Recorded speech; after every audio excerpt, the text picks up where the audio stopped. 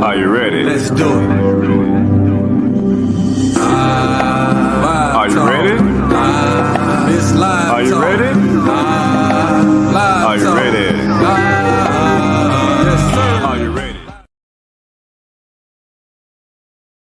All right. Greetings and welcome to Live Talk. I am your host, Arthur Jeremiah, alongside my two co-hosts, Minister Samuel. Hey, welcome back again to Live Talk, everyone. And my brother Yikat Zikia. Peace. All right. And before we go to anything, let us go to our general statement and disclaimer. General statement. Live Talk is proudly powered by TBS Goodwill, Builders of the Highway Foundation, and Men of Purpose. Together, we're bringing about awareness to the everyday challenges facing individuals, communities, and our nation. We tell our stories, listen to yours, and always respect different perspectives. Want to share your voice? Email us at livetalkorl@gmail.com to be a guest, or if you would like to contribute to our mission, purpose, go to livetalkorl.com to give a donation. Disclaimer. Information provided during this event and others to come does not constitute the official opinion of Live Talk or its affiliate entities. It is strongly recommended that viewers seek independent expert advice regarding any topics discussed, as legal requirements differ significantly across jurisdictions and are subject to frequent changes. If you have questions or concerns, you can always email us at livetalkorl@gmail.com, or you can DM us on Facebook and or Instagram at Live Talk Orlando. All right, welcome back. And my brothers, how are my brothers doing today? Starting with you, Minister Samuel. How you doing, my brother? I'm doing wonderful. Top of the morning. Always a beautiful day when we can wake up and we can see the sun and understand that that is both a physical sun as well as a spiritual sun, if you can understand the antidote. Yes, sir, indeed. My brother Yikat Zikia. I'm doing terrific, King. Like I say, it's a beautiful day out here. So all is golden in the land. Absolutely. And for myself, another masterful week. We're in the season of Feast of Weeks. So, we've been enjoying that. It's the harvest time. So we get to enjoy that, the benefit from, the crop that we have sown, whether spiritual or physically, we get to benefit from that. So it's a lot of information and knowledge that has been shared. So just enjoying that. So for the family, just to give you a rundown of the show today. First, we have the minister word of today. And then right after that, we'll go to a short commercial break. And then right after that, we'll have our main topic, which main topic today is the mind is worth it, investing in mental health. And then we'll go to another commercial break and we'll come back with some community or world news. And then we'll end or conclude with either a reading or a quote from the host. So, with no further ado, Minister, what is the word of today? All right. Our word of today is going to be stigma. That is stigma, as specifically as it relates to mental health. So stigma is a set of negative and unfair beliefs that a society or group of people have about something. Stigma is a mark of shame or discredit. Stigma is a strong feeling of disapproval that most people in a society have about something, especially when it is unfair. Stigma is negative beliefs and attitudes held by the general public towards individuals with mental illness, leading to prejudice, discrimination, and other negative consequences. It is a mark of disgrace or infamy. some synonyms for stigma include the words shame, disgrace, dishonor, guilt, sin, corruption, humiliation, and a bad reputation. Now note, there is not a positive word or image in that list. And it is because of this spirit of stigma that drives people away from getting or seeking help or investing in their mental health. All right.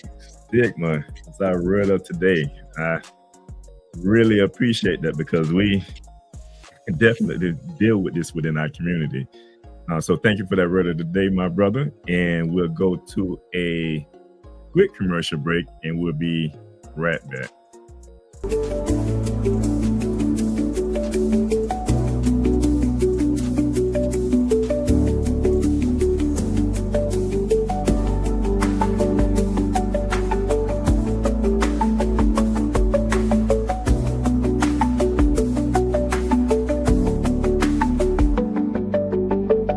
What do all these people have in common besides a beautiful smile, healthy teeth, and gums? They all use Zodi toothpaste. Zodi toothpaste is made with all natural ingredients. Zodi toothpaste is fortified with moringa and baking soda.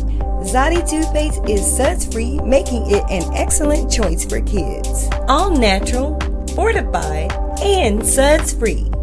Get yours today at noystore.com.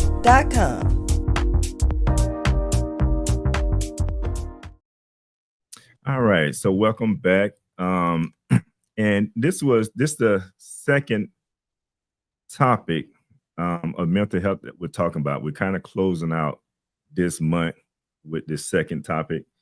And our last show, we talked about faith and mental health and how your faith can be aligned with your mental health depending on how deep you are in your faith. But that doesn't excuse you from getting professional help. And today we're just going to get deeper into just investing into your mental health and what that looks like. So today's episode is all about the how, the tools, the rhythm, the routines that make mental health awareness a part of your everyday life, not just something that you reach for in a crisis. So just getting into it, my brothers, because we shared a lot of information in our last show. Sometimes I like to try to go back and get some of that information so that we don't have to always, repeat ourselves about some things. Because mental health is something that we deal with on a daily basis. Some are aware of it, some may not be aware of it. But when we talk about mental health, why is this so important? Why it's so important to bring awareness to like mental health? And Brother Yika, I'll let you tackle this one first. The reason that people need to become conscious of their mental health is because your mind is your most valuable asset. So in order to invest in that, to learn who and what you are, you want to learn what can trigger you to develop bad habits and what can trigger you into developing good habits. One of the most ancient adages is know yourself. And in the process of knowing yourself, that means you know what you like and what you don't like, what you're capable of and what you're not capable of. So when you're investing in your mental health, you're looking at the emotional aspect of you. You're understanding that, hey, my value system makes me feel this type of way in any particular situation or circumstance. And if it's a negative feeling, then you need to change the value system of it. And once you do that, then you can eradicate that negative feeling. So you have to invest the time, the energy, and the effort into learning who you are. That's the most important thing for any human being. That way you'll know how to modify your behavior into becoming what you want to be. The beautiful thing about humanity is our minds can be reshaped and remolded at any given time.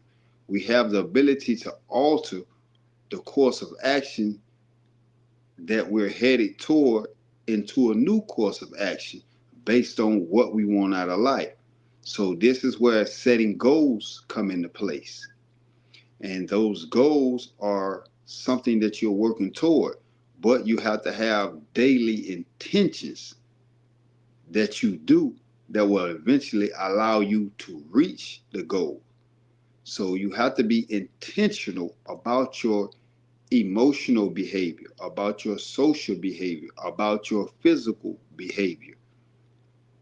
And this would allow you to know who you are. So if somebody was to ask you, hey, who are you? You would be able to espouse to them different traits, different qualities that will let a person know how you will respond in different circumstances based on the attributes that you allowed them to see that make up the DNA of your mental abilities. So it's extremely important to invest time daily in the development of that. You know, there's a scripture that says that the people are gods. Well, God, one of the denotation is a being that's fully cognizant of who it is. So as humanity, we have to learn who we are.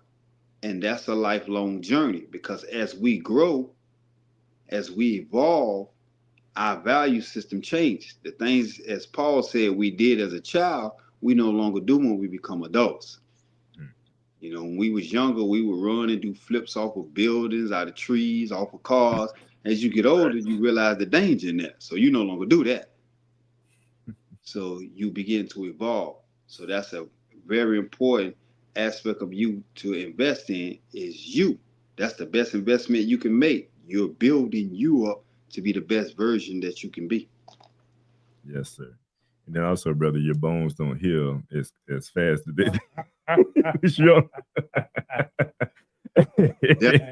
Truth. Yeah. All right, Minister. Well, he explained that, and it was beautiful. Mhm. All I would add is kind of look at it as, for example, if you were to take a bodybuilder Mhm. and if they worked out, you know, in their chest and their arm, their upper body, Mhm. and they really worked out in their upper body, but they totally ignore their legs. Mm. When they get up there and get ready to perform, or they got to go up on stage, their legs don't match the rest of their upper body.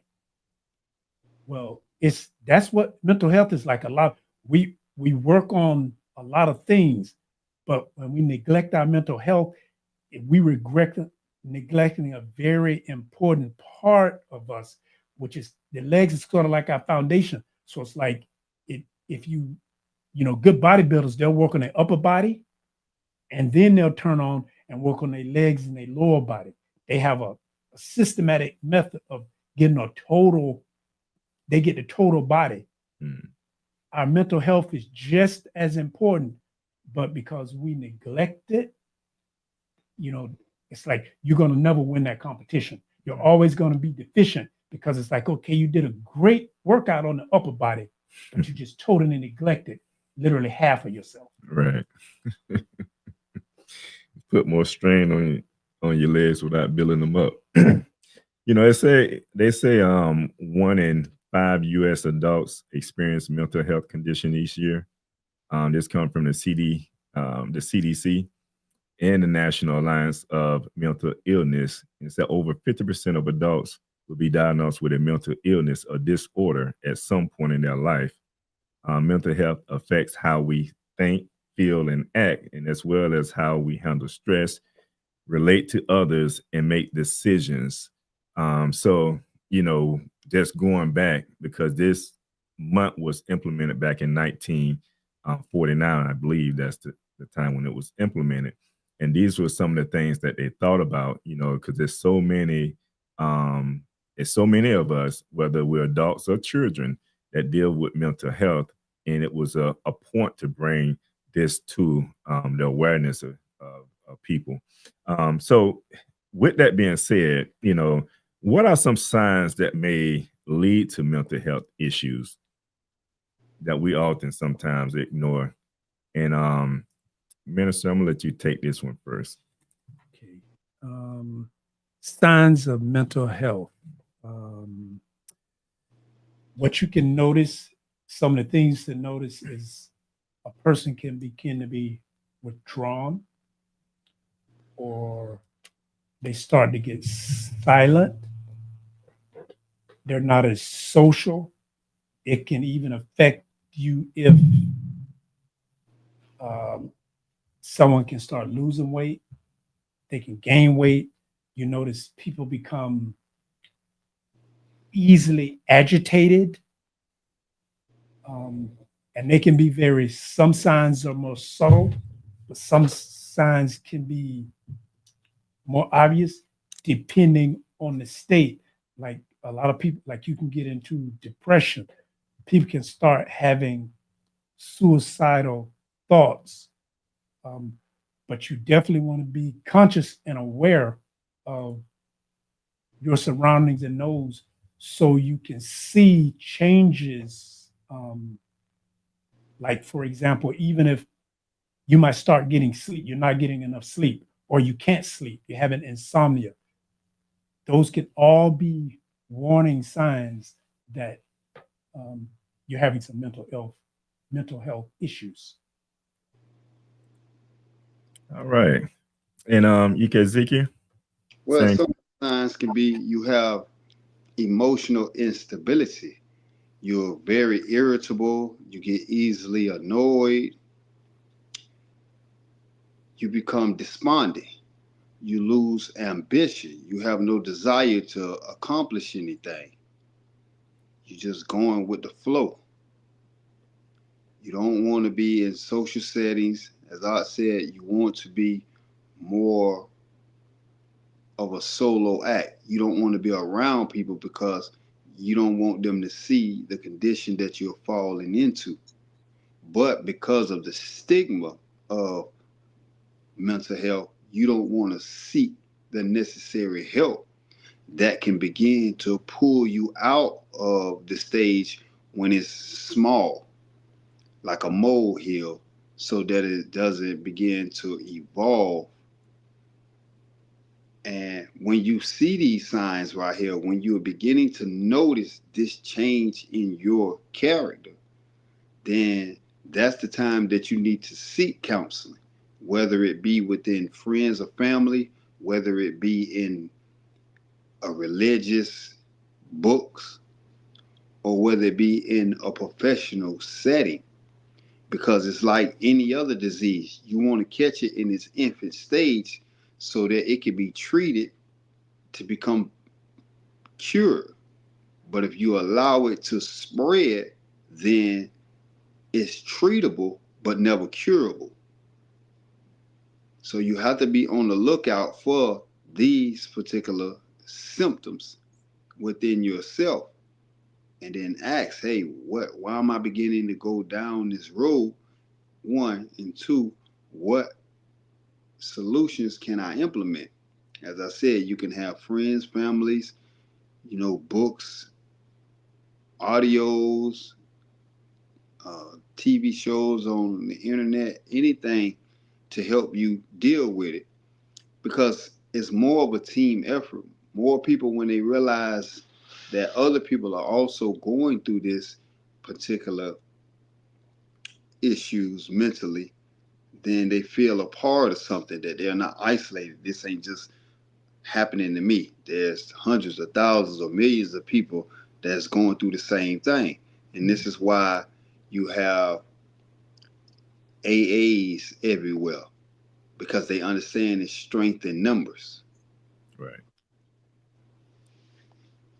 No, that's definitely important. Like, both of you brothers hit on some key points. Because one of the things is just oftentimes, because I kind of open it up saying, these are some things that may be some issues when it comes to mental health.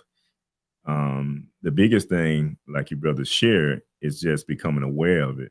So when we talk about feeling sad or hopeless or withdrawn for long periods of time, or just not getting the proper sleep or rest, why you're not getting the proper sleep, why you're not getting the proper rest, that always, contributes to something else that an underlying issue that we may be suffering from.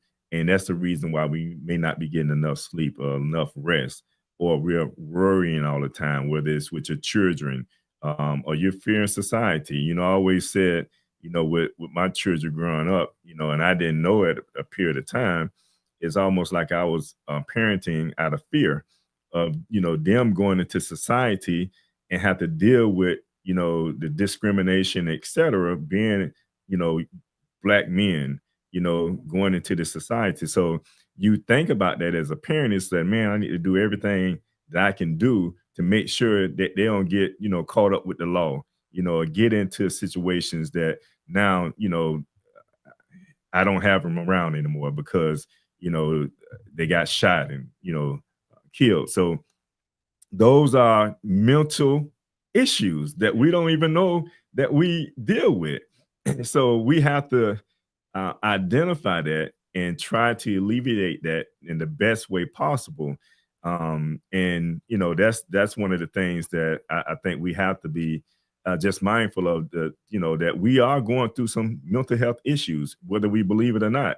And that's why I say 1 out of 5 adults, experience it and doesn't even recognize it. So, it's things like that, avoiding people and activities, because you may feel a certain way about yourself. You don't have confidence in the way you look, or your appearance, your abilities to do certain things. So all that contributes to mental health. So when it comes because this is something new to me, what I'm gonna go into right now. So hygienes, we look at hygienes as a necessity, right? When we wake up in the morning, if the first thing is not you going to the restroom, most likely you're going to the restroom. But when you come, you're going to brush your teeth and you're going to wash your face. That's something that we do on a norm. That's a part of our hygienes. We're going to take a bath. These are all a part of our hygienes. If you brush your teeth every day, but do not check in on your mental health or your emotional well-being, that becomes a problem, because that's just like your hygienes. You have to check in on your emotional being every day. That's why some people wake up reading the scripture. Some people, affirmations, look in the mirror, say something positive about themselves. These are healthier ways of dealing with mental health. So my question becomes, so when we talk about like mental health hygiene, is like, what is it and why does it matter? Who want to take that first? I'll take it. I just want to add to what you just said and bring it out. Okay. When you was talking about worrying about your children as a parent, we do that. And it's been taught, it's normal because we know we got to protect our children. Mm-hmm. But that worrying about our children, that is actually a mental health issue. And if we're not realizing it, see, that's something we're not addressing, because you think as a good parent, it's your responsibility to worry about your children. You don't want them out getting shot. Yeah. You don't want them to be facing the world of this police brutality or racism. But that's a mental health issue. Sure is. And we don't even realize it. Mm-hmm. Right. And most of us deal with it, but don't realize it. No, that's real, and the and I'll say the crazy thing about it, there are other, mental illnesses that we deal with. That's within the scope of that, and those are some things that we truly have to become conscious of and mindful of, because otherwise, we go on life, going through, and we talked about stress last weekend. We talked about stress the week before, and how stress can literally kill you, when you're thinking about some of these things. But Ezekiel, I'm gonna give you the same question when it comes to the hygiene, mental hygiene. What is it and why does it matter? Mental hygiene is cleaning yourself of any, we would say, bad habits, for example, because hygiene is that which is clean. It's a cleaning process. So if I have, for example, one of the biggest mental health issues everybody have, I believe, is anger. And we exhibit it in different degrees. And for each individual, it takes different degrees to get us to a certain breaking point of that anger.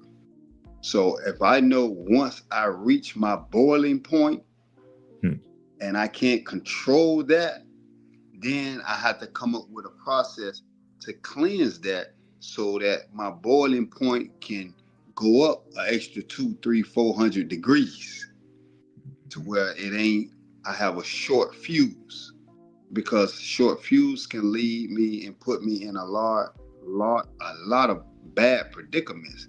So if I got, like I said, anger issues, one of the solutions would be to clean myself up, would be to exhibit forbearance, which by definition means to exhibit self-control when provoked.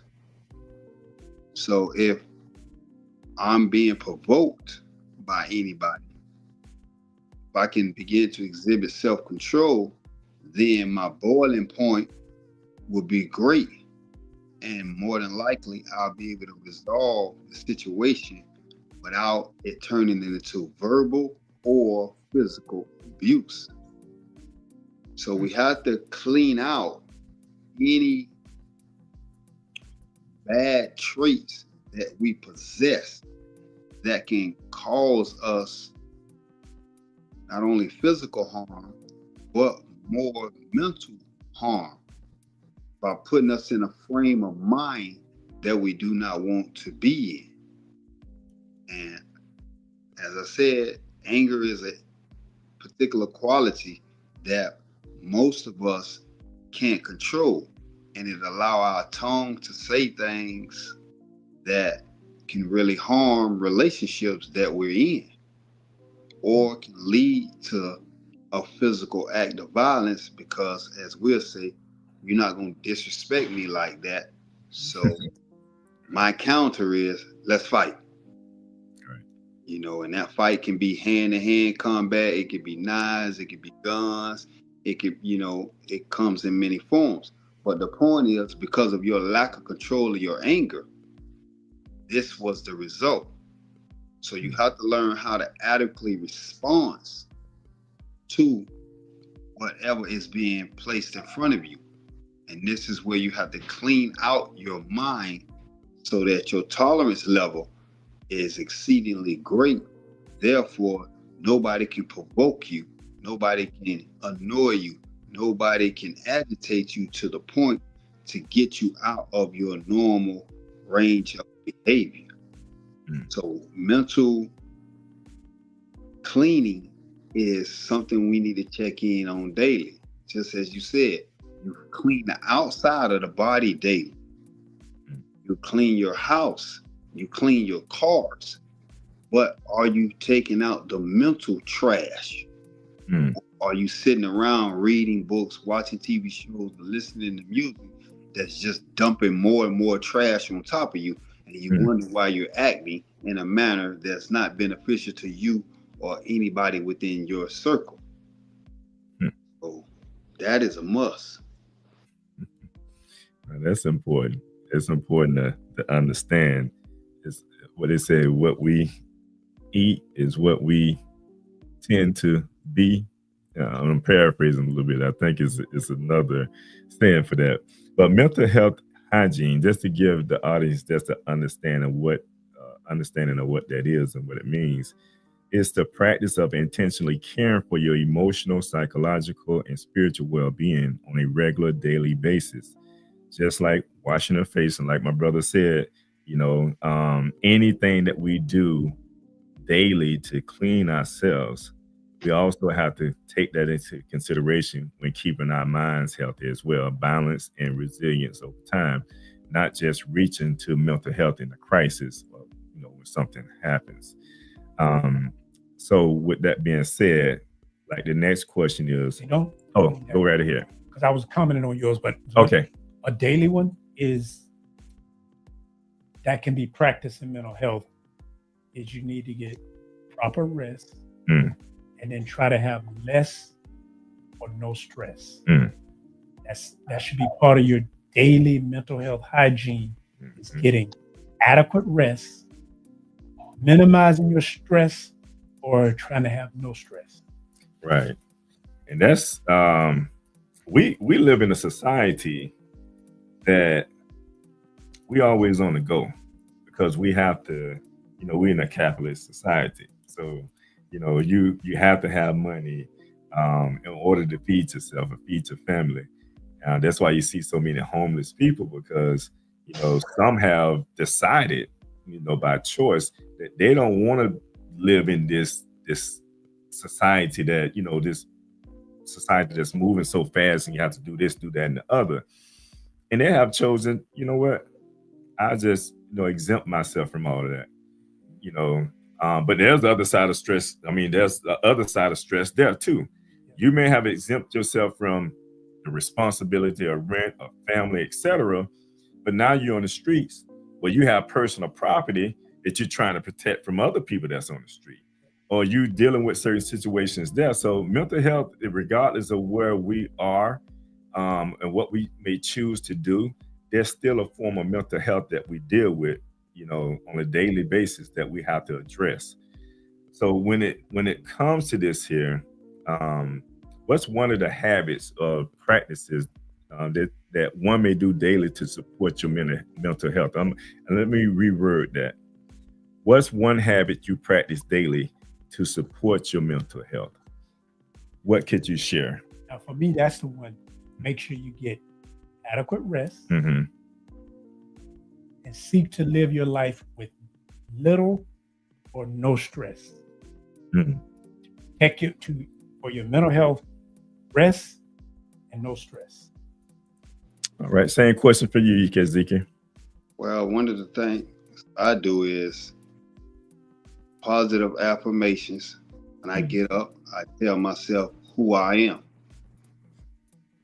I read and the word, because to clean anything on our planet, we need one element, which is water.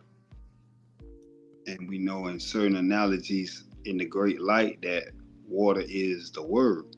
So I infuse and drench my mind with the word. And then I create a schedule. So I have my day intentionally planned. And that's what alleviates the stress, because you don't know what you're going to do. You're just floating. You're like somebody that's driving in a helicopter without a destination. Eventually, you're going to run out of gas at 20,000 feet. You don't have a parachute in there, your life may come to an end real quickly. Yes, sir. So those are things that I do to make sure daily that I start my day off on a positive note, and that sets the tone for the rest of the day. All right. That's both of those things are very important. When I deal with my mental health is, I constantly remind myself that I'm worthy, that I'm worth it, and that I'm worthy of everything that I have and everything that I'm seeking after. You have to always remind yourself of those type of things there, no matter what anybody says, because if you allow other people to tell you what you should be doing, that becomes the issue, or that becomes the problem. And if they don't like what you're doing, I'm gonna say HELL with them. Because they may be having some mental issues. And because they don't feel like they can accomplish that, don't let nobody tell you that you can't accomplish anything. So that's how I kind of deal with my mental health. I program my mind to say that I can, not that I can't. And if you program your mind to say that you can do anything, and that's how I kind of deal with my mental health going into any situation. When I see fear come on, immediately I attack fear. And I say, no, you're not going to limit me, fear, because now you just challenged me. So now as I move forward being conscious, anytime fear comes along, that becomes a challenge of mine. And I say thank you, because obviously I was in my comfort zone before you came along. So let me let you know that I'm not afraid.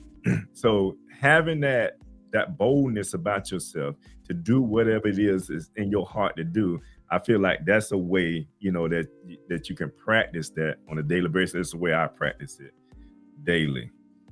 Right. Let me add something, because Yes, sir. most of Americans are in some form of religion. And for those that follow the Bible, it teaches you, as a man thinketh, so is he. Mm. So if you're thinking that you're worthy, that you're whatever you want to be, if you're saying these traits, seeing is believing. The first place a person has to see it is in their mind's eye. So when you're saying, I am loyal, I'm dedicated, I'm affable, I'm benevolent, I'm altruistic, I'm dependable, I'm reliable. When you're saying you are these qualities, this is the message that you're telling your mind. And because of auto-suggestion, whatever you feed your mind, that's what it's going to operate off of. It's like your brain is a supercomputer. Whatever software you put in there is how that computer is going to act. So if you're downloading nothing but the attributes that you want to possess as an individual, then that's what you will begin to display. Humanity can't go contrary to their thoughts. So this is why you're able to reshape and remold yourself daily. But you have to have a clear picture of who you want to become. If we're religious people, most of us want to become like our creator or our Messiah. And when you take on those attributes and those qualities, which is a lifelong journey, then when fear and doubt do arise, you'll be able to say who you are, and it will starve that, and it will become less and less and less. So you'll be able to overcome it. That's why the King told us he didn't give us the spirit of fear. He gave us his spirit. He who is in you, he can surpasses any obstacle in our path. That's why he teaches us to persevere. So we know that struggle is ordained in our lives, because that's the measuring stick that will take us to a new level. Even as I alluded to earlier, if you're a bodybuilder, when you're lifting weights, you have to overcome the resistance of that weight in order for your muscles to grow. So your mind has to have some type of resistance in order for it to grow. As you said, it will get you out of your comfort zone and push you into the direction that you are trying to become. So it always goes back to, who do you see yourself as when you look in the mirror? What do you see? What is being reflected to you? When you speak about yourself, how do you describe yourself?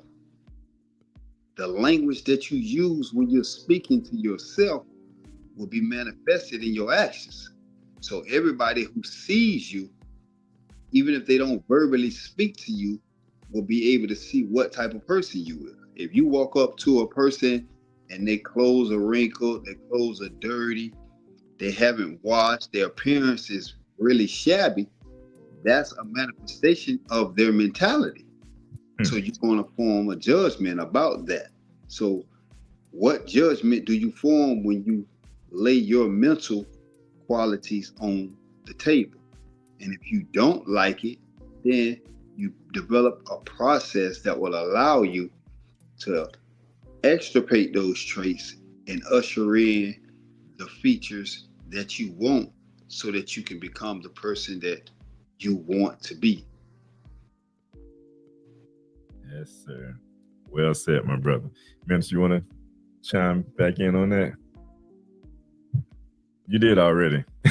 Yeah, it was a lot. And I'm looking ahead, and I got to understand I don't want to go No, you're good. too far ahead of the Yes, sir. conversation. So just keeping this going, but because when we're talking about that, we know that still there are some times, right, that we become mentally drained. So how do we reset when we're mentally drained or overstimulated? Want to take that first, Minister? Yes, and that's why I kind of was leading in from that last point. That's an opportunity. I know I like to internalize or meditate. Meditation, like it was mentioned with positive affirmation. And when I say internalize, it's about looking in on self, who you are, identifying who you are, respecting who you are, and then being able to move and go forward with it.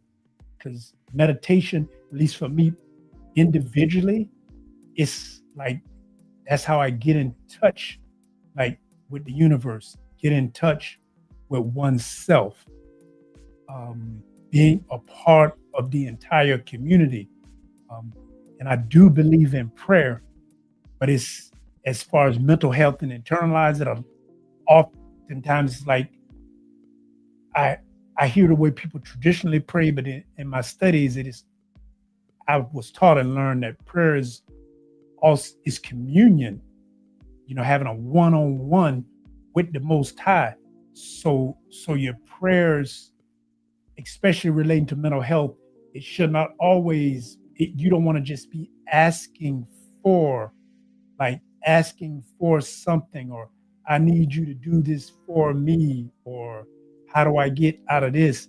But a positive affirmation in prayer is, if we're supposed to be like the Creator, He came as a solution. He came as a self-sacrifice. His prayer was, Father, here I am. Let me be your will. Use me as your instrument. So that the prayer and the meditation should be, how can I be the best that I can be? If there is a situation, give me the ability to change that situation. How do I become the best? How can I help raise others up? Not just myself, but others. So that, because we're talking about that resetting, and when you're drained, you have to be able to internalize. Don't look outside yourself. You should be looking within yourself to bring out the best that you can be. Because if you look at it from a negative perspective, you put yourself in a negative position. But if you look at it from a positive perspective, you put it in a positive position. It's like you'll never win a race, or you'll never win a sporting event if you don't go out on the field thinking that I can win. I'm going to go and give this my best. Most good coaches say you got to go out and give 110%. Or when you go out, you put everything in on that play. So you have to come out with the attitude that, I'm going to win. And generally, when you think like that, you will win. But if you come out thinking that you're going to lose, in most cases, you're going lost to lose. already. Because your mind tell you at that time, we lost. So whatever it is that you do, we gonna lose. Because you already said it. But no, that's so true and so powerful. And just, to that point, and be fine with the things that you can't control. Just understand the Yes. things that you can't control, and don't overstress yourself with those things. Yes. Yeah, see, that's where it is like, and I'm saying the universe. There are Mhm. things that's beyond your control. So you don't want to stress about those because they're totally out of your control. Right. But you do have things within your control. And those are the things that you want to Focus make a on. difference, Yeah. focus on. Yes, sir, indeed. Ikezikia, same question for you, my brother. How do we reset when you're mentally drained or overstimulated? I think one of the easiest ways is to give yourself what I call some me time. Just like in any sport, they have timeouts. You give yourself some timeouts throughout the day, whether it be a couple of minutes or 10 or 15. Even on jobs, they give you breaks to be able to stop and recharge. Your mind is always on go. So you want to stop, give yourself some me time, carve yourself out 4-5 minutes at a day and ask yourself, are you moving in the direction that you want? If not, what's pulling you away and what can you do to get back on course? Mm. And as you do that throughout the day, you checking in, you're paying attention to your mental health. Just like on a job, you're checking the clock to see when it's time to get off. You're checking to see where you're at. And as long as you're doing that, it will allow you to recharge because you'll be able to identify what's draining you. And then you'll be able to come up with a solution on how to get away from that right there. So I think it's something that needs to be done on a daily basis, because if you can start checking it on a daily basis, then it can't stockpile. So at the end of the week or the month, now you're just overwhelmed. You're drowning in it because you was dealing with it when it was small. In its infant stage, you was able to plug the hole in. So for me, it's just daily carving out a little me time to be able to analyze, am I moving in the direction that I wanted to go today? And if not, why? And then start working on a way to make sure that I can overcome that right there so it don't be the same obstacle the next day. And as you said, I focus my time and my energy on things within my grasp to control. I don't worry about things I can't control. I cannot control a hurricane forming out there in the ocean and coming through it. Right. I can't control me getting my hurricane supplies There and you getting go. in my car and moving out the way of it. Yes, sir. That's what you focus on. Control in this life what you can, and don't stress yourself out about what you cannot control. One of the mantras that I have is, I can't control what other people do or say. I can only control my response to what they do and say. So I focus on how to respond in a manner that's beneficial to me whenever somebody says or does something to me, whether it's positive or negative. It's all about how I respond. And I am in full control of that. So I take time out daily to make sure I'm on that path. And then at night, I lay down and I review the day. And I look at what could I have done to make this day better? What could I have said? What actions could I have took that would have took my day from 60% to 80%? So that's how you gauge yourself to see if you're getting better on a daily basis. That's how I try to recharge. And at some point, some people need vacations. On your day off, you just take that day, you sit down and you just lounge. Sometimes you just really just need to lounge. Or engage in some type of fun activity. Go somewhere, do something to get your mind off of your everyday lifestyle. Because sometimes it's the monotony of everyday life that can drain people. So they need that getaway. And if you can't get away, mentally, then you just take that day physically. And if it ain't, you don't even have to leave your house if you don't want to. But you give yourself that me time. I think everybody needs that right there to recharge their battery. Indeed, my brother. And I'll say, just to add to both of you, you mentioned like getting away. One of the things I shared with my wife, we run a business. It's like, this is a stressful business. And we consider it sometimes blessed stress, when you got clients coming in. Hey, I just call it what it is. But, you still have to reset. You have to reset. I think with so much technology in this society, it's taken away our creativity. And I say the only way like we can reset and just get rid of all the distractions so we can recreate that creativity, connect with the Most High so we can gain back that creativity. So a lot of times when you're stressed or drained, if you will, like what we're saying, overstimulated, nature tends to ground you.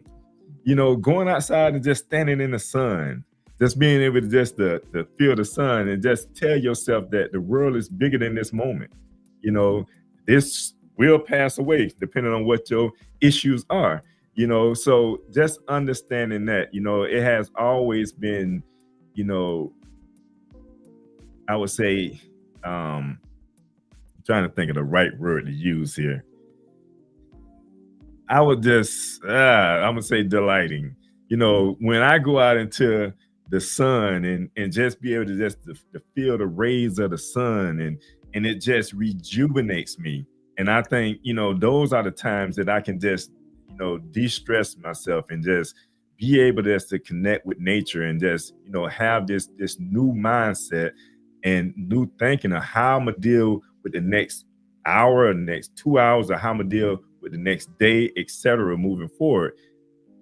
We have to find ways and how we can reset ourselves from moments when we go through those stressful moments. So great points from each one of my brothers when it comes to that. And I think we all saying somewhat of the same thing, but giving good pointers when it comes to individuals and where they're at in their lives and what they can do. Because this is something I do. If I'm working, I can step outside and I just give myself a break. If there's too much, like, what? I ain't got to deal with this right now. Yes. Let me take a break. So those are the things that we just have to be mindful of. Like my brother said, be mindful of the things that you can control. The things you can't control, please don't stress yourself with it. It's only going to kill you and bring you down. But what, just moving along, if my brothers don't have anything else to say on that, what boundaries change your mental health the most? I like to start on that one. For me, it's like setting limits and being able to say no. Mm-hmm. It kind of prevents burnout. It stops you from having resentment because it always feels like you're sacrificing your needs. And then you have to be able to set like physical boundaries, emotional, workplace, verbal, and relationship boundaries. But it is okay to say no. If it's something like, if it's going to those boundaries, it's okay to say no. Because if not that you can't go ahead and do it, but if it's going to lead to some stress or some discomfort, or it's going to cause you to have a mental issue, it's better to say no. Because, for example, let's just say if it was in a workplace situation, there may be someone better qualified to do it than you. It will be better for you to pass it off to someone else on that other team and let them do it and get it done, versus you take that on your plate and you don't do it as well, and you're going to have stress.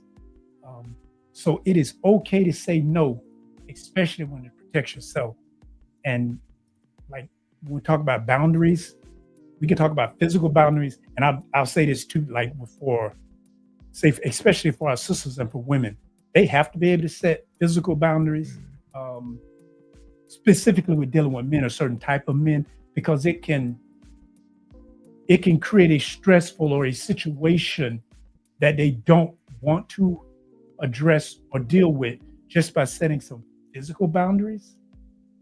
So physical boundaries are important, but I say, like, for me, like with as a man, there are people of a certain mindset. You showed a clip. I don't know if we go see that today, but if there are negative people, or there are people who are of a mindset that you know will agitate you, y'all think totally different, it is okay not to be around those type people. Right. If there's a gathering and they're doing something, that's a perfect opportunity for you to exit stage left.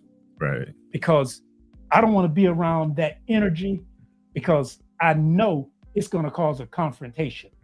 Because I think right, they think left. I think up, they think down. So no, I'm going to set that boundary.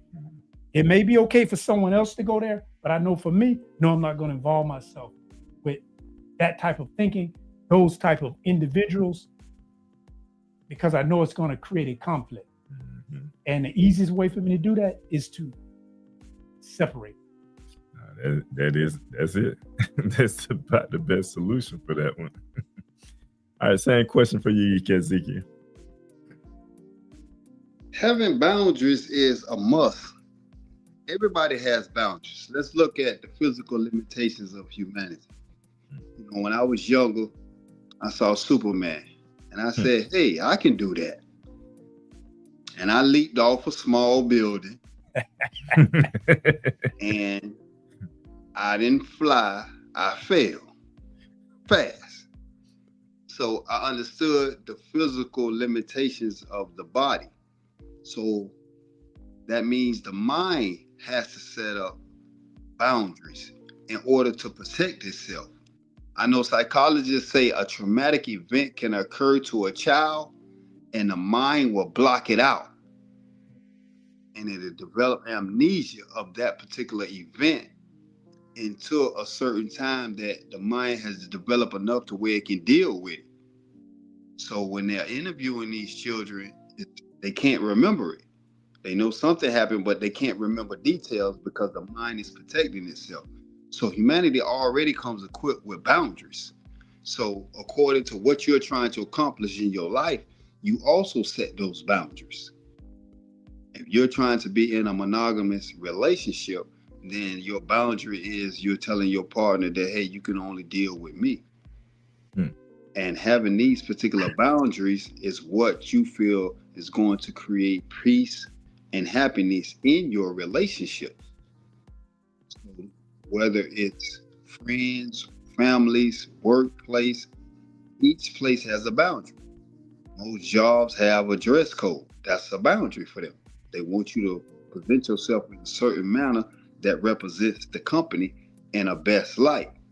So each individual has to have those same boundaries in their life. I know in our households with our children, we put boundaries on. We have rules that govern the house in order for the house to run at its best capacity.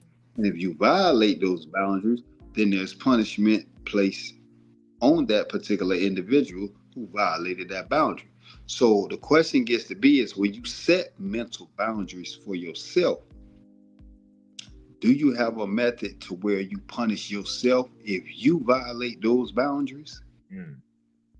That's where I think most people fall short, because if somebody breaks in your house to steal all your property and you catch them on their way out with your property, you're going to punish them in some manner because they violated the sanctity of your home. So how do you administer punishment to yourself when you violate your own boundaries?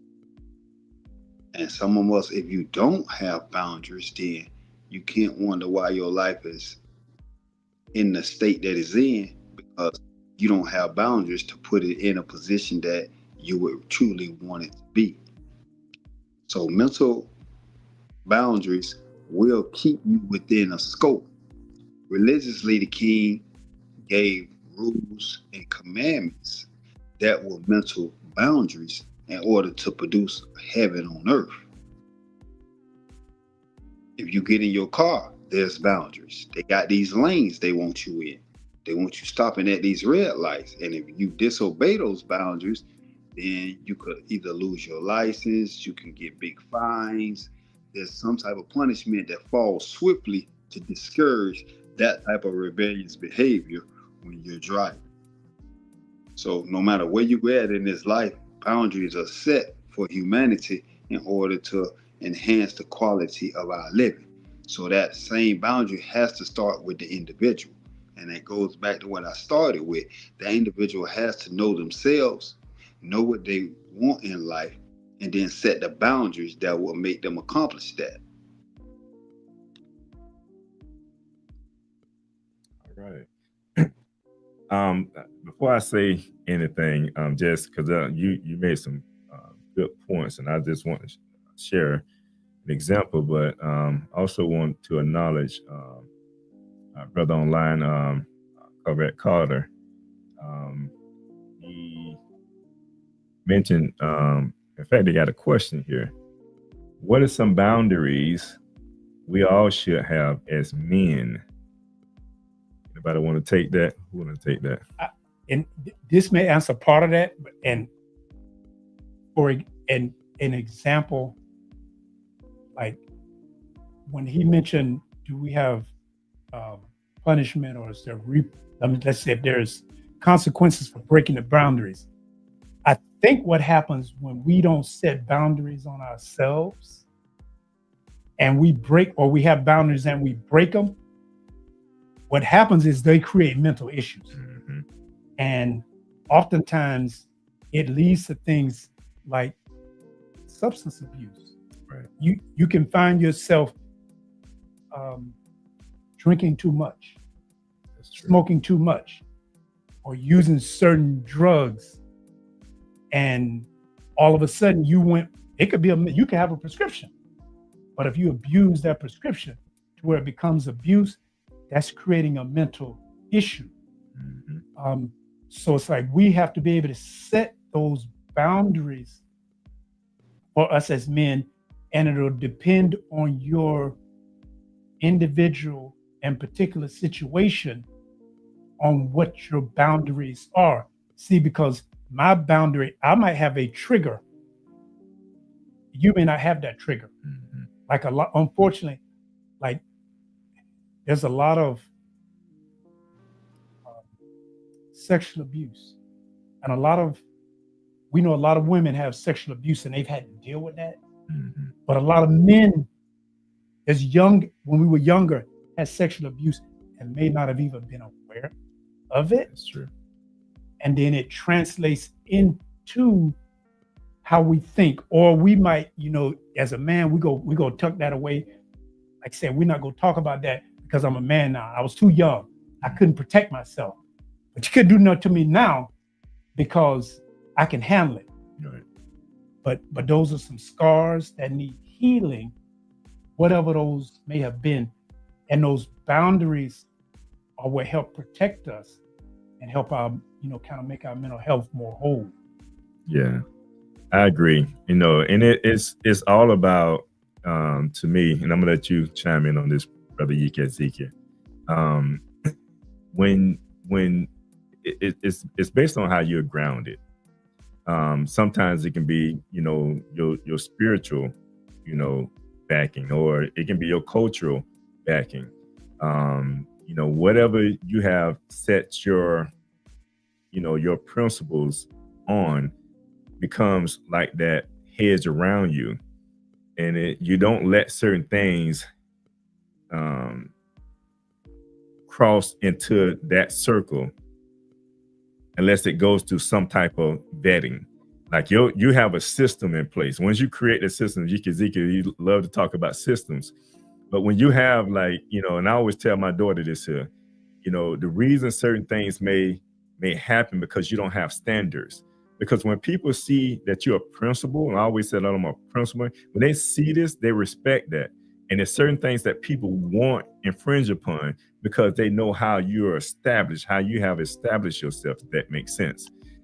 But when we begin to set those boundaries of what we will accept, what we will not accept, people begin to take note of that and say, don't go to him with that. Or don't go to her with that, because that ain't something that he into, or that ain't something that she's into.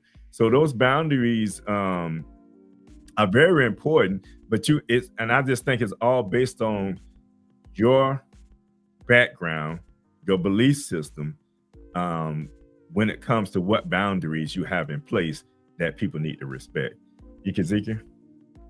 I believe everybody has to have boundaries. You have to have financial boundaries. You have to set goals of what you want monetary wise, so that you don't just go and spend all your money at the casino and can't pay your rent and get put out. Right. So you have to set up those boundaries on how much money you're going to spend on just non-essential things. You have to have physical boundaries, because we know if your physical body is diseased and you're not healthy, you're not going to be able to accomplish any goals that you set in life when you're sick all the time. You have to have relationship or domestic boundaries, knowing what you want in a partner and knowing what that partner is supposed to do. Once you communicate, hey, these are the lines that I have that will keep me happy. You have to have social boundaries, so that when you go out in society, you know how to conduct yourself.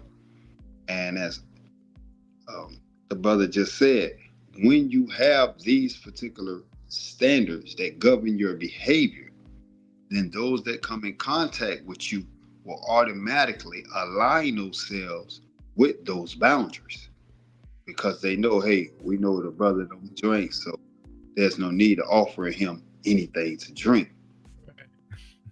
So you have to have boundaries in every aspect of life. And those boundaries got to be based on who you are and what you're trying to accomplish in life. Because if I'm trying to gain weight, you wouldn't have the same boundary if you're trying to lose weight. Right. So it comes to that individual and what they want with their life. That's why I started this, and I advocate that you have to have a vision for your life. What do you want? Once you're doing that right there, then you can be able to set the boundary that, okay, I want to buy this $1 million house. I got to save $1,000 a week. So that's your boundary, that you know you got to save at least $1,000.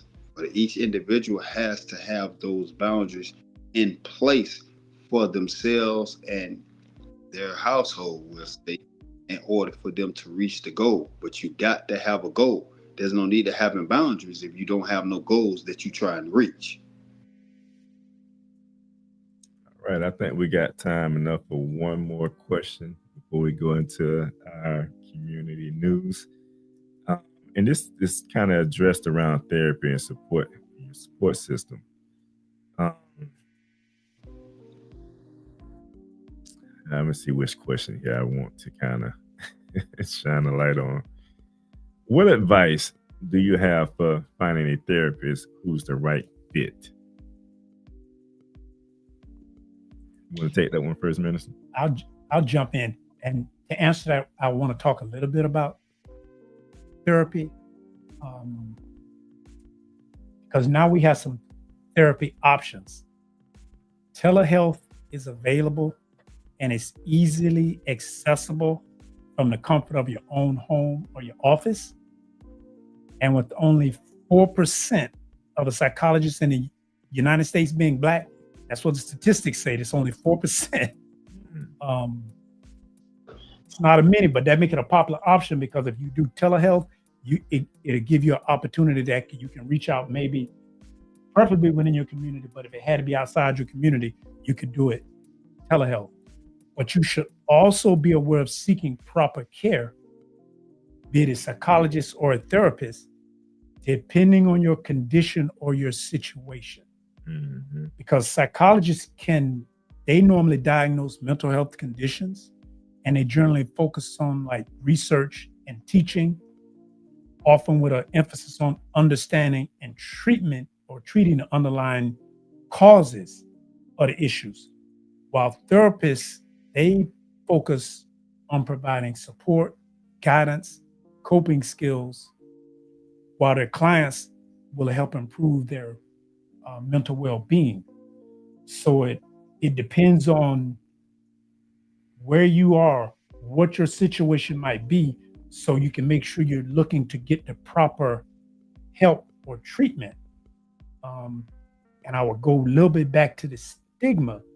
Is talking to someone about your mental health is not a weakness.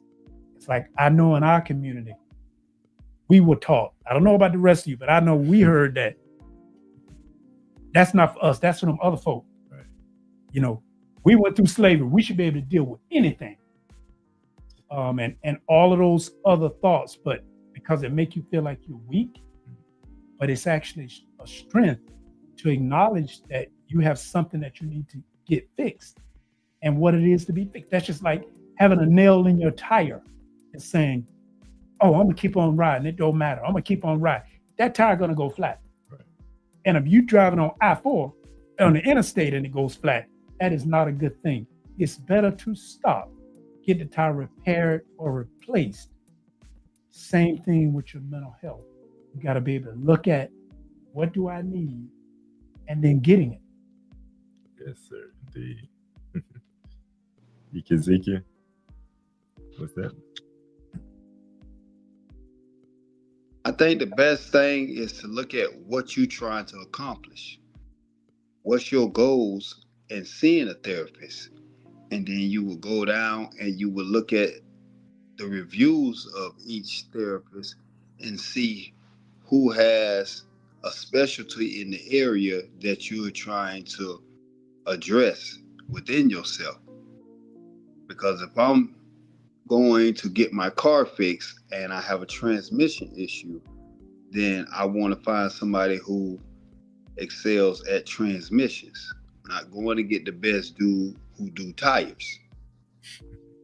So you have to look at what's your wants in the mental health area and then research and find the best person that can, again, address that particular issue that you're trying to get done. Yes, sir. And to both of your points, you know, like you mentioned, you know, when it comes to a therapist, it's almost like, you know, having a pair of shoes, like was mentioned. You talked about your example was to, you know, repair. You don't take your car to, person that, you know, specialize in tires if you need, you know, your radiator fixed or your transmission replaced. So it's all about the right fit. You know, whatever you're going through in life, you want to have that person, not just somebody that says they're qualified to do it, but somebody that's qualified in what you're dealing with.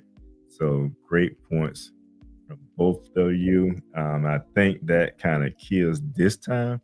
So we're going to go to a commercial break and we'll be back with our community news.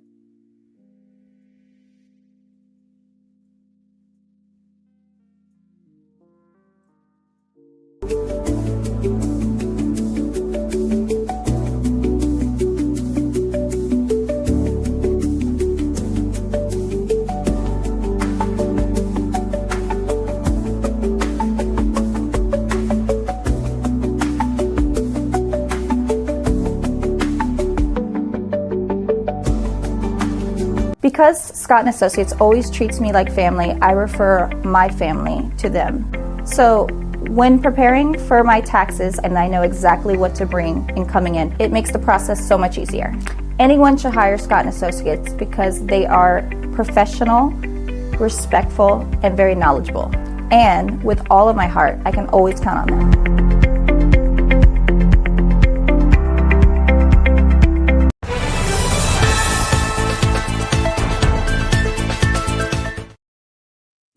All right, so we're gonna be talking about something today that it was just brought to my attention because I didn't know, and they're gonna be talking about the town in Ohio, and I forget what part of Ohio, but it's a news clip that we're going to listen to, and then we'll come back and talk about it.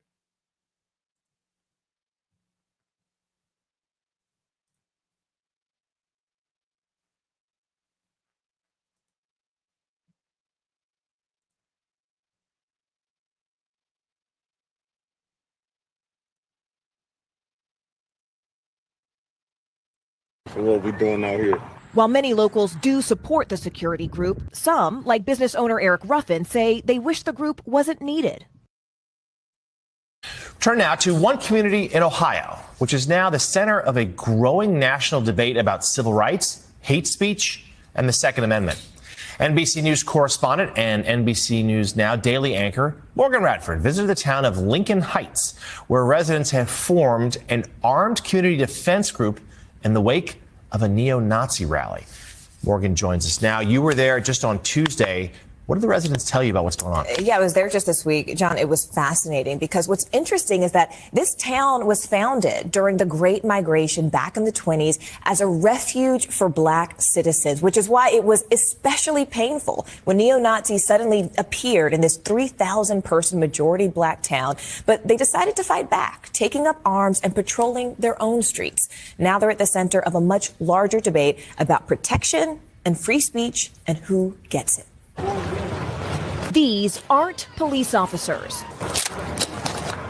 or soldiers. We're business owners, we're fathers, we're sons, daughters. These are civilians, members of the Lincoln Heights Safety and Watch program.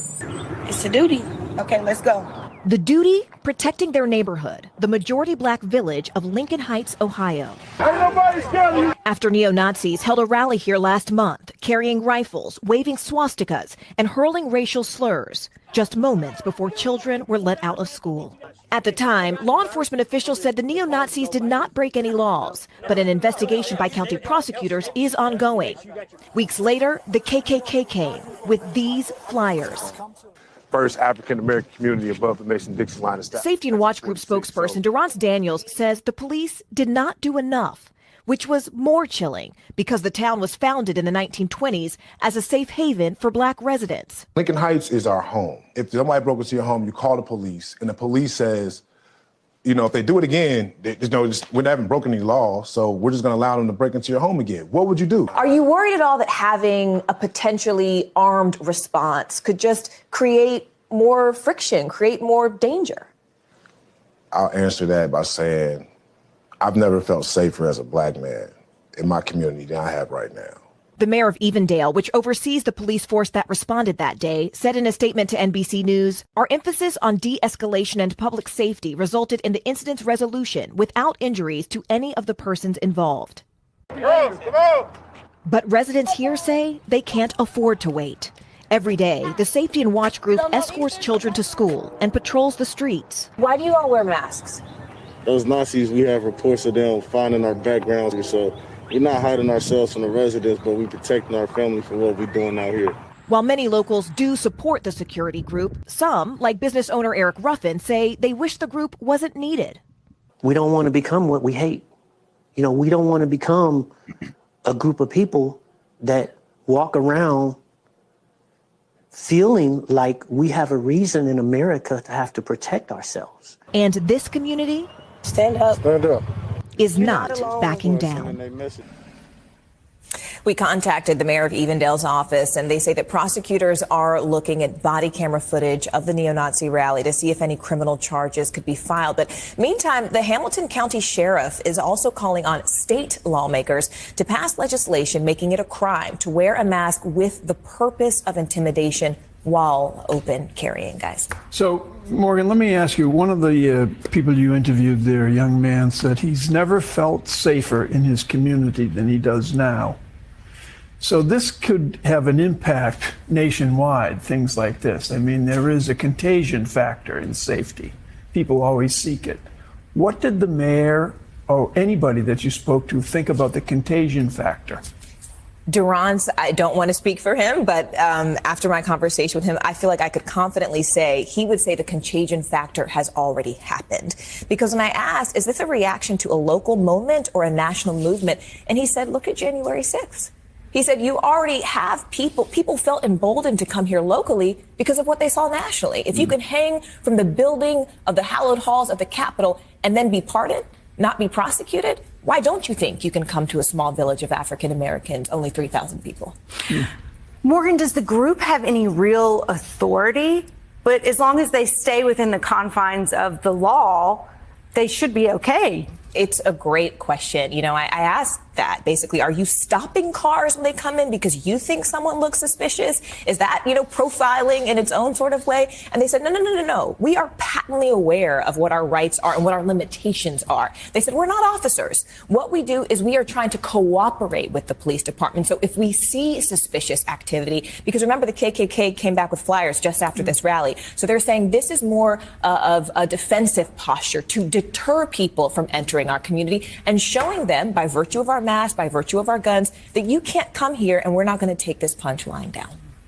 All right. Important story. Fascinating. NBC News correspondent and NBC News Now daily anchor Morgan Radford. Morgan, thank you. Good to see you.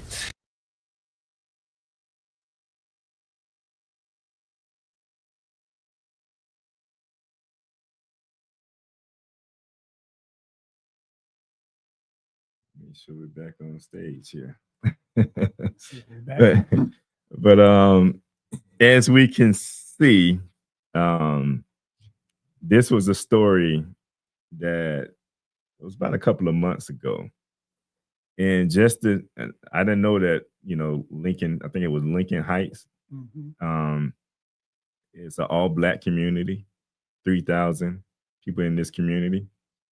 And you would think nowadays, this type of intimidation is not happening around our country, where you have groups like Nazis and the KKK coming in, intimidating our children, because they said it was happening when the children were getting out of school. Yeah, and I hadn't heard that one.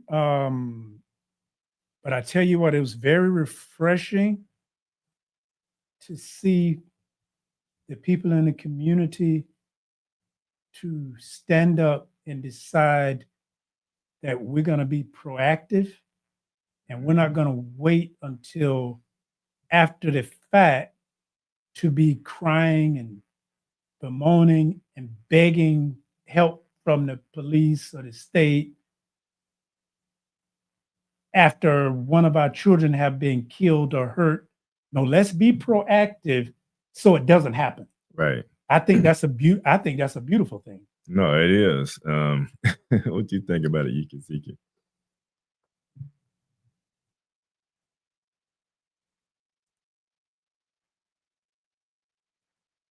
So can we hear?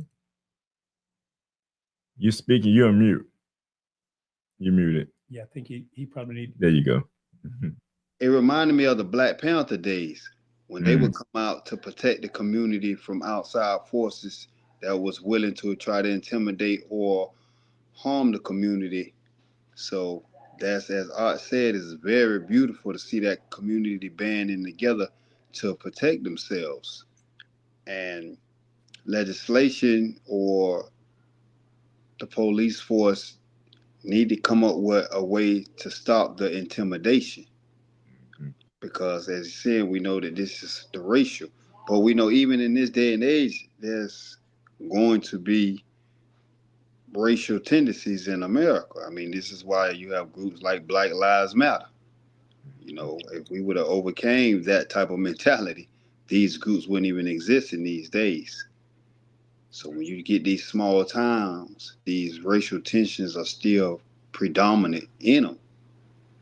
And I think that community is doing the right thing as far as self-preservation.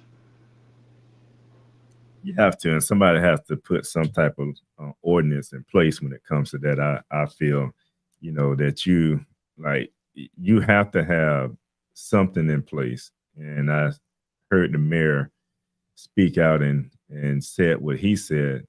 But I just feel like it needs to be more. If you have a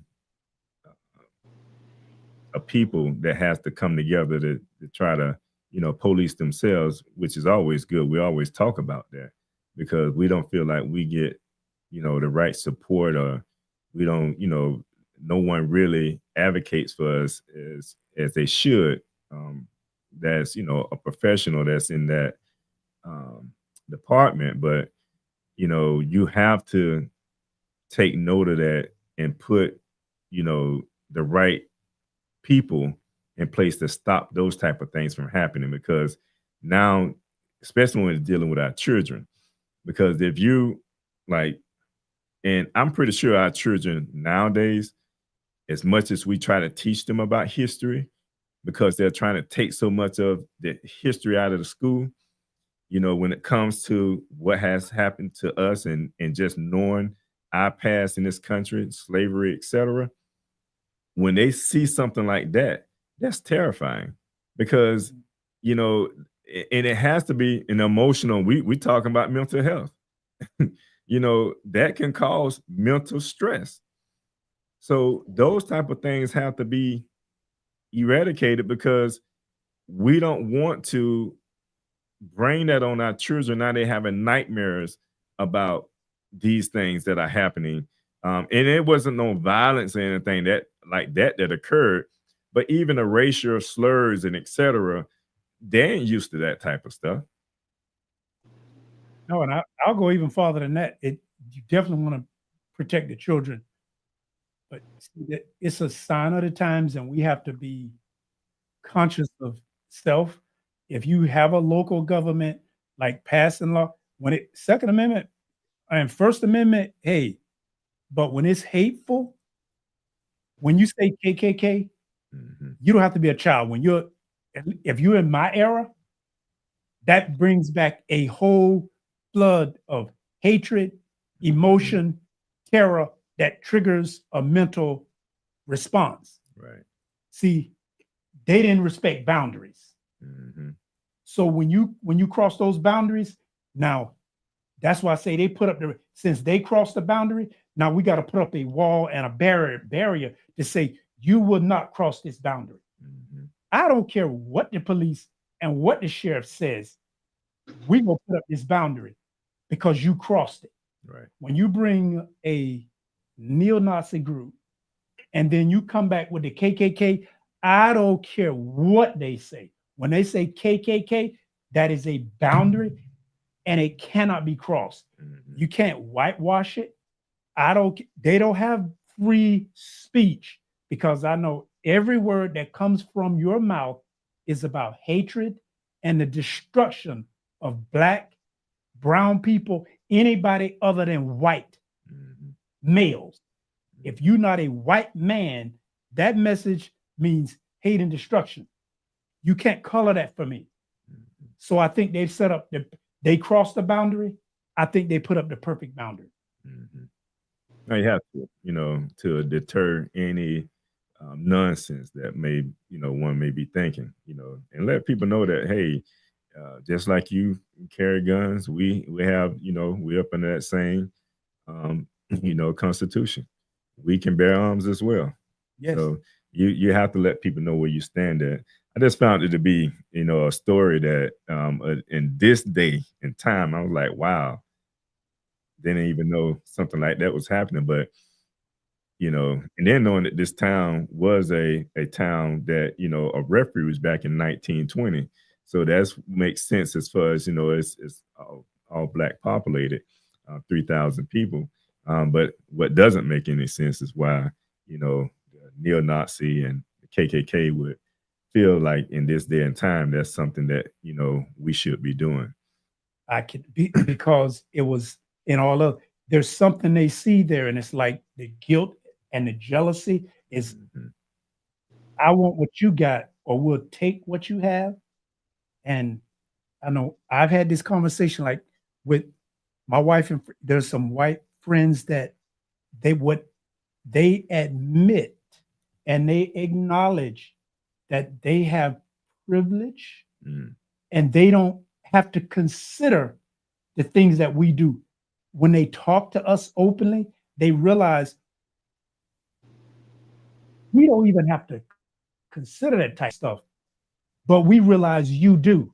So for the average white person to have a neo-Nazi saying something that may not mean anything to them. Or they didn't know how bad the KKK was, but it doesn't really affect them. But that affects us. Totally different. Totally different. Indeed, yes, sir. Well, we come to the end of this program. So at this time, I start with you, Brother Yikizika, in the final words. Yes, continue to invest in your mental health daily so that you can become the person you were destined to be. Yes, sir. Absolutely. Minister? Yeah, and it is definitely okay to take care of yourself and your mental health. It is a part of your total being. Yes, sir. And I leave you with this Romans 12:2. It says, be transformed by the renewing of your mind. I say our mind is very powerful. Whatever we tell it, it will do. Let's speak life into it, and it'll guide you in the right direction.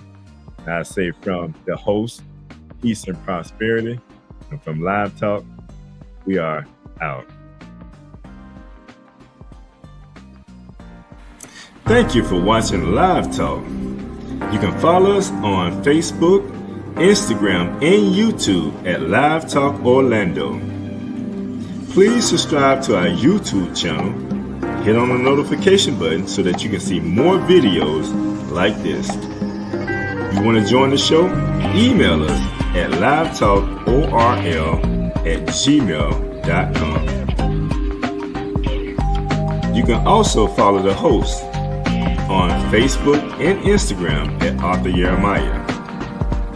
And visit the website, thenoystore.com, to pick up your copy of The Spiritual Significance of a Name.